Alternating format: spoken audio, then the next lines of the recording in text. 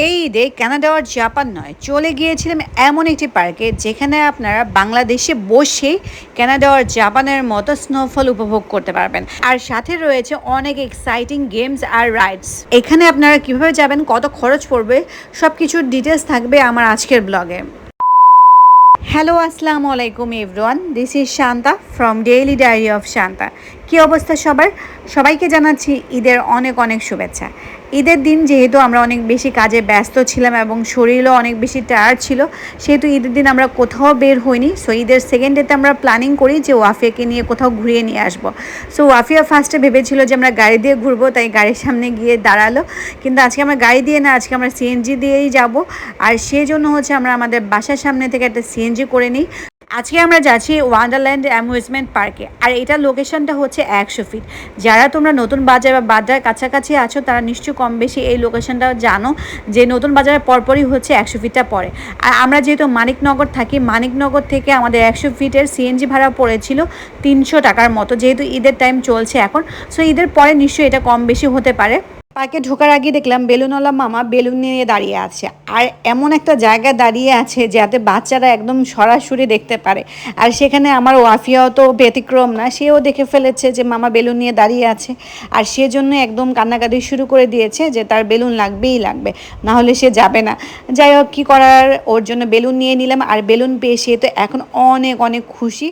তবে বলতেই হবে যে মামারা অনেক বেশি চালাক। যে কোনো পার্ক হোক বা ডিপার্টমেন্টাল স্টোর বলো বা গ্রোসারি শপ বলো, সব জায়গাতে দেখবে বাচ্চাদের প্রোডাক্টগুলো সবার আগে সামনে ঝুলিয়ে রাখবে, যাতে করে বাচ্চারা সহজেই হচ্ছে ওই প্রোডাক্টগুলো দেখতে পারবে আর দেখে কিনা বা খাওয়ার জন্য বায়না করতে পারে। যাই হোক, ফাইনালি হচ্ছে আমরা চলে এসেছি ওয়ান্ডারল্যান্ড অ্যামিউজমেন্ট পার্কে। আর এখানে সামনের ভিউটা খুবই সুন্দর ছিল। আর যেহেতু এখন ঈদের সময় চলছে, এখানে অনেক বেশি ভিজিটরও ছিল। সো রাহাত দাঁড়িয়ে গেছে লাইনে টিকিটের জন্য। সো এখানে আমাদের টিকিট প্রাইস পড়েছে জনপ্রতি হচ্ছে 150 টাকা করে। সো এই টিকিটে শুধুমাত্র আমরা ভেতরে এন্টার করতে পারবো, এটার সাথে কোনো ধরনের রাইড ইনক্লুডেড ছিল না। সো ফাইনালি হচ্ছে আমরা ভেতরে এন্টার করলাম। আর ভেতরে এন্টার করার পরপরই ওয়াফিয়া শুধু এদিক ওদিক ছুটাছুটি শুরু করে দিল যে এটা দেখবে ওইটা দেখবে। মানে ওর সাথে আমি কোনোভাবেই পেরে উঠতে পারছিলাম না। ও এখানে আসার পর অনেক বেশি এক্সাইটেড হয়ে গেছে। আর বাচ্চারা এমনিতেও কিন্তু এই ধরনের অ্যামিউজমেন্ট পার্কগুলো বেশ পছন্দ করে থাকে। সো ওর পিছনে দৌড়াতে দৌড়াতে আমি অলরেডি টায়ার্ড হয়ে গিয়েছি। আর পার্কে আসার সাথে সাথে তার শুরু হয়ে যায় কোশ্চেনের পালা। এটা কি, ওইটা কি, বিভিন্ন ধরনের কোশ্চেন সে জিজ্ঞেস করা শুরু করে দেয়। সো সামনে হাঁটতে হাঁটতে দেখলাম খুবই সুন্দর একটা ফাউন্টেন। আর এখানে সবাই হচ্ছে দাঁড়িয়ে বা বসে বসে এখানে বিশ্রাম নিচ্ছিল। সো এই দৃশ্যটা খুবই সুন্দর ছিল। আর ওয়াফিয়া তো পানি দেখলেই ওর মাথা ঠিক থাকে না আমার মতো। পানি দেখা মাত্রই হাত দিয়ে পানি ধরার চেষ্টা করছিল বারবার। আর ওকে দেখলেই বোঝা যাচ্ছে যে সে এখানে এসে কতটা এক্সাইটেড, কতটা হাসি খুশি হয়েছে। সো এখানে কিন্তু অনেক ধরনের রাইডস তোমরা পাবে। বাট আমার কাছে যেটা পার্সোনালি মনে হয়েছিল যে এখানকার স্পেসটা একটু কম আগের ওয়ান্ডারল্যান্ডের থেকে। জায়গা কম হওয়া সত্ত্বেও ওরা খুব সুন্দরভাবে জায়গাটাকে ইউটিলাইজ করেছে। আর এইখানে তোমরা কম বেশি সব ধরনের রাইডসই পাবে। পার্কের মধ্যে সবথেকে অ্যামেজিং ছিল এই প্লেসটা, because of this cherry blossom trees. আর ভিউটা অনেক বেশি ফটোজেনিক ছিল, যার কারণে ফেসবুক এবং টিকটকে এই জায়গাটা অনেক বেশি ভাইরাল হয়েছিল। আর পুরো পার্কটাই কিন্তু খুবই কম একটা স্পেসের মধ্যে যেহেতু করা হয়েছে, তারা তাদের পার্কের মধ্যে অনেক কিছু নতুনত্ব এনেছে, যার কারণে খুবই কম সময়ের মধ্যে এই পার্কটি অনেক বেশি জনপ্রিয়তা লাভ করে। এর পাশাপাশি এখানে আপনারা বিভিন্ন ধরনের শো দেখতে পারবেন। যেমন এখানে রয়েছে magic show, snowfall show, dragon or dinosaur show. So কোন শোগুলো কোন টাইমে স্টার্ট হবে সেগুলো মাইকে বারবার বলা হবে। লাইক আমরা যেদিন গিয়েছিলাম সেদিনের শোগুলো স্টার্ট হয়েছিল বিকেল 5টা থেকে। বিকেল 5টায় ছিল আমাদের স্নোফল শো, আর রাত 8টায় ছিল আমাদের ডাইনোসর ও ড্রাগন শো। আর ম্যাজিক শোটা অলরেডি তখন চলছিল যখন আমরা হচ্ছে পার্কে এন্টার করছিলাম। আমরা পার্কে এন্টার করি আই গেস 3:30টার দিকে। আর আমাদের স্নোফল শো প্রোগ্রামটা স্টার্ট হবে বিকেল 5টা থেকে। সো আমাদের কাছে এনাফ টাইম ছিল। সো উই আর ডিসাইডেড সবার ফার্স্টে হচ্ছে আমরা পুরো পার্কটিকে ঘুরে দেখব। পার্কটি ঘোরা শেষ হয়ে গেলে তখন হচ্ছে আমরা স্নোফল শোটা উপভোগ করব। বাট তার আগে হচ্ছে ওয়াফিয়া স্টার্ট করে দিল বায়না যে সে আইসক্রিম খাবে। আর সেদিনের ওয়েদারটা অনেক বেশি গরম ছিল। আর পার্কে ঈদের কারণে অনেক বেশি ভিজিটর এসেছিল, যার কারণে গরমের মাত্রাটা একটু বেশিই ছিল অন্যান্য দিনের তুলনায়। আর এইদিকে ওয়াফিয়া ডিসাইডই করতে পারছে না যে সে কোন আইসক্রিমটা খেতে চায়। সো রাহাত তাকে বারবার হেল্প করছিল যে তুমি কোন আইসক্রিমটা খাবে। দেন 10 মিনিট ধরে সে এইটা নিবে না ওইটা নিবে, সব কিছু চিন্তা ভাবনা করে ফাইনালি ডিসাইড করে যে সে এই কাপ আইসক্রিমটাই খেতে চায়। সো আইসক্রিম এমনিও ওয়াফিয়ার অনেক বেশি পছন্দ। সো আইসক্রিম পেয়ে তো সে অনেক বেশি খুশি। আর যে কোনো খাবারই অনেক বেশি যদি ভালো লাগে তার কাছে, সে কিন্তু ইনস্ট্যান্ট রিভিউ দিয়ে ফেলে যে মা এটা অনেক বেশি মজা হয়েছে, আমাকে কিন্তু বানিয়ে দিবে।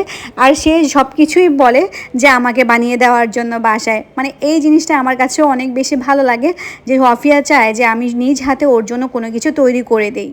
বাচ্চা হওয়ার আগে ফ্রেন্ডদের সাথে ঘুরতে যেতে অনেক বেশি ভালো লাগতো, বাট বাচ্চা হওয়ার পর এখন ভালো লাগে হাজব্যান্ডের সাথে ঘুরতে। কারণ যখনই আমরা কোনো জায়গাতে ঘুরতে যাই না কেন, ওয়াফিয়ার সম্পূর্ণ টেক কেয়ার করে হচ্ছে রাহাত, যার কারণে আমাকে এক্সট্রা করে কোনো প্যারা নিতে হয় না। আর আমি কিন্তু খুবই রিল্যাক্সে আমার ট্যুরটাকে অনেক বেশি এনজয় করতে পারি। যাই হোক, এখানে আমরা অনেক ধরনের রাইড দেখতে পাচ্ছিলাম, তো আমরা ডিসাইড করতে পারছিলাম না যে ওয়াফিয়াকে কোন রাইডটাতে উঠানো যায়। তাই হচ্ছে আমরা প্রতিটা রাইড দেখে দেখে জিজ্ঞেস করছিলাম যে ওয়াফিয়া তুমি কোন রাইডটাতে উঠতে চাও। যেহেতু বাচ্চাদের কমফোর্টেবল একটা বিষয় থাকে, আর বাচ্চারা যে ধরনের রাইড পছন্দ করে না সেই ধরনের রাইডগুলোতে বাচ্চাদেরকে উঠানোটাও উচিত না। দেন আমাদের চোখে পড়লো খুবই সুন্দর elephant bus. It's like a train, but এটা ট্রেন না, এটা হচ্ছে বাস। দেখতে খুবই সুন্দর, বাট আমার কাছে মনে হয়েছে এটা ওয়াফিয়া এখানে বসলে এনজয় করতে পারবে না। বাট দেখতে অনেক সুন্দর ছিল। এটা জাস্ট 2 or 3 টাইমস হচ্ছে রাউন্ড দিবে, জাস্ট একটু এরিয়া নিয়ে। সো তেমন একটা অর্থিত ছিল না, বাট বাচ্চারা অনেক বেশি এনজয় করে। সো ওয়াফিয়া তেমন একটা বেশি ইন্টারেস্টেড ছিল না, বাট এইটা দেখার পর ওয়াফিয়া অনেক বেশি এক্সাইটেড হয়ে গিয়েছিল এটা ওঠার জন্য। সো এই রাইডটাতে এখন হচ্ছে ওয়াফিয়া এবং রাহাত উঠবে, যার কারণে হচ্ছে 2টা টিকিট নেওয়া হয়েছে। আর এই রাইডগুলোর টিকিট মূল্য ছিল 30 টাকা করে জনপ্রতি। সো ওয়াফিয়া দেখতেই পাচ্ছেন অনেক বেশি এক্সাইটেড। সো ওয়াফিয়া এবং ওয়াফিয়ার বাবা হচ্ছে উঠে গিয়েছে রাইডে। সো আমি আসলে এই ধরনের রাইডগুলো অনেক বেশি ভয় পাই। আমি পার্কে ঘুরতে অনেক বেশি পছন্দ করি, বাট যদি এটা ওয়াটার পার্ক হয় তাহলে, বাট আদারওয়াইজ কোনো রাইডে আমি কখনোই উঠি না, আমি অনেক বেশি ভয় পাই। বাট পার্কে যেতে আমার তারপরেও ভালো লাগে ওয়াফিয়ার জন্য। আর আমার মতো এই ধরনের ফোবিয়া কিন্তু অনেক আপু এবং ভাইয়াদেরই রয়েছে। সো যাদের যাদের আছে তারা কিন্তু আমাকে কমেন্টে জানাতে পারো। তো এই রাইডটাতে ওয়াফিয়ার থেকেও বেশি এনজয় করেছে রাহাত, অনেক বেশি। আর তার চিল্লানোর আওয়াজ শুনলেই মনে হচ্ছিল যে অনেক বেশি সে এক্সাইটেড এই রাইডে উঠতে পেরে। রাইড অনুযায়ী আমার কাছে টিকিট প্রাইসটা অর্থিত লেগেছে। আদারওয়াইজ অন্যান্য পার্কের টিকিট প্রাইস কিন্তু রাইডগুলোর অনেক বেশি চার্জ করে ওনারা। সো রাইড থেকে নেমে ওয়াফিয়া এত বেশি এক্সাইটেড ছিল, ওয়াফিয়ার বাবাও অনেক বেশি এক্সাইটেড ছিল। খুবই হাসি খুশি, সে অনেক বেশি এনজয় করেছে এই রাইডটাতে। এইদিকে বাবা মেয়ের রাইড এনজয় করতে করতে আমাদের স্নোফল শোয়ে টাইম হয়ে গেছে। এখন অলমোস্ট বিকেল 5টা বেজে গেছে। সো আমরা সেম লোকেশনে আবার চলে যাব। এখন লোকেশনে যাওয়ার পরপরে দেখছিলাম এখানে প্রচণ্ড ভিজিটররা ভিড় করে ফেলেছে। এখানে একদমই স্পেস ছিল না যে দাঁড়াবো। সো এখানে হচ্ছে এখন স্মোক দেওয়া অলরেডি স্টার্ট করে দিয়েছে। সবাই অধীর আগ্রহে ওয়েট করছিল স্নোফলের জন্য, বাট ওনারা অলমোস্ট 10 মিনিটসের মতো লেট করে ফেলে। অনেকক্ষণ ধরে তারা হয়তোবা মেশিনটাকে স্টার্ট দেওয়ার ট্রাই করছিল, বাট কোনোভাবেই হয়তোবা মেশিনটা স্টার্ট হচ্ছিল না। সো সবাই অনেক বেশি শাউট করছিল যে স্নোফলটা কেন চালু হচ্ছে না। আর এই শোটা দেখার জন্য অনেক অনেক মানুষ অনেকক্ষণ ধরে এখানে অপেক্ষা করছে। সো অনেকক্ষণ ধরে অপেক্ষা করার পর ফাইনালি স্টার্ট হয়ে যায় আমাদের সেই স্নোফল শোটা। Trust me, it looks so so so amazing. আর ভিউটা এত বেশি জোস লাগছিল কি বলবো। বাট সব ভালোরই কিন্তু একটা খারাপ দিক থাকে, আর এইটার খারাপ দিকটা হলো এই শোটা দেখতে গেলে আপনার হেয়ার, ফেস এবং হচ্ছে আপনার মেকআপ সব কিছু অনেক বেশি স্পয়েল হয়ে যাবে। এটা দেখতে যদিও স্নোফল মনে হচ্ছে, বাট ইটস কাইন্ডা সাবানের পানির মতো। পুরো চুল হচ্ছে আপনার অনেক বেশি ওয়েট হয়ে যাবে। আর ভিডিওটা শ্যুট করার সময় ফোনের মধ্যে অনেকটা পানি চলে যায়, এটা খুবই খারাপ একটা দিক। আজকের ওয়েদারটা যেহেতু অনেক বেশি গরম ছিল, স্নোফলটা হওয়ার কারণে ওয়েদারটা সাডেনলি চেঞ্জ হয়ে ঠান্ডাতে পরিণত হয়ে যায়। বাট আমার ফেস এবং আমার হেয়ারের অবস্থা দেখতেই পাচ্ছেন খুবই বাজে। আর আমি চোখে যেহেতু লেন্স পরেছিলাম, আমি খুবই টেনশনে পড়ে যাই এটার কারণে আমার চোখে কোনো প্রবলেম হবে কি না। সো আমি পুরোটা সময় হচ্ছে আইস ক্লোজ করে রাখি, কিছুই দেখতে পাচ্ছিলাম না, কারণ তাকালেই হচ্ছে এই স্নোফলগুলো হচ্ছে আমার চোখে পড়বে, যেটা হচ্ছে আমার চোখের জন্য অনেক বেশি ক্ষতিকারক হতে পারে। ভিউটা দেখতেও যদিও অনেক বেশি সুন্দর ছিল, স্নোফল পড়ছে এবং পুরো চেরি ব্লসম গাছগুলো অনেক বেশি স্নোফলে ঢেকে গেছে, দেখতে অনেক বেশি সুন্দর লাগছে। বাট ট্রাস্ট মি, আপনি যদি ওইখানটাতে দাঁড়িয়ে থাকেন আপনার কাছে হচ্ছে এরকম কিছুই ভালো লাগবে না, কারণ আপনি তখন ওই মুহূর্তে ফিল করবেন যে এখানে আসার ডিসিশনটা একদমই ওর্স্ট ছিল। আর যারা যারা খুব অধীর আগ্রহে বসেছিল এই সুন্দর সময়টাকে মোবাইলে ক্যাপচার করার জন্য, তারা কেউই ঠিক মতো মোবাইলে ক্যাপচার করতে পারেনি এই মোমেন্টটাকে, কারণ সবার মোবাইলই হচ্ছে স্নোফলে ঢেকে গিয়েছিল।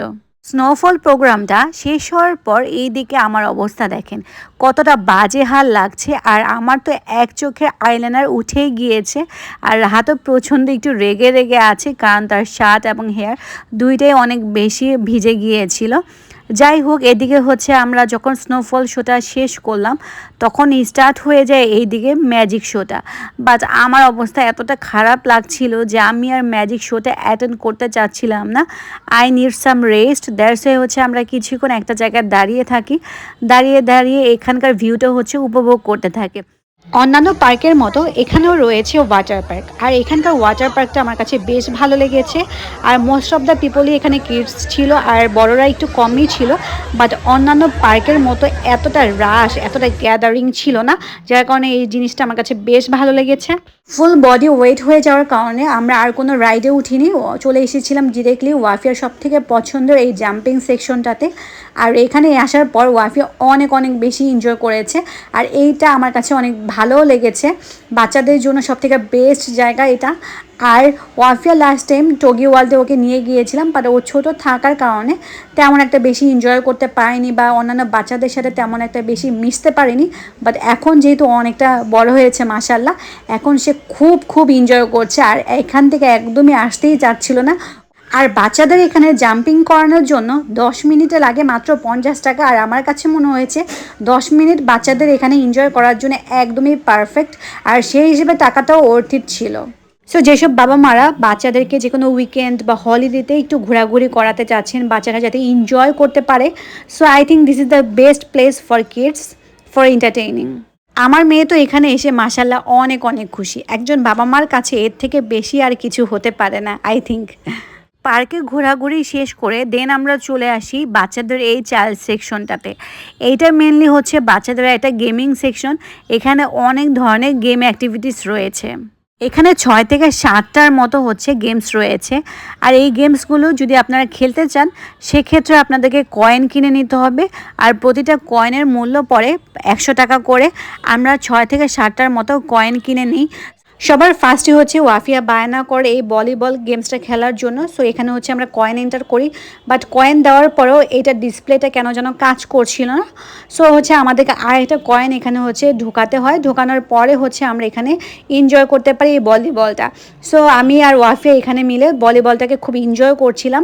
দেন হচ্ছে আমরা চলে গেলাম এই জোনটাতে, এখানে দেখছিলাম যে এটাকে রাউন্ড রাউন্ড ঘুরিয়ে ঘুরিয়ে কীভাবে যেন খেলতে হয়। আমি এই গেমসটা অ্যাকচুয়ালি বুঝতে পারিনি, বাট আমার কাছে এই গেমসটা অনেক অনেক ভালো লেগেছে। আমি এই গেমসটা নিজেও অনেক বেশি এনজয় করেছি।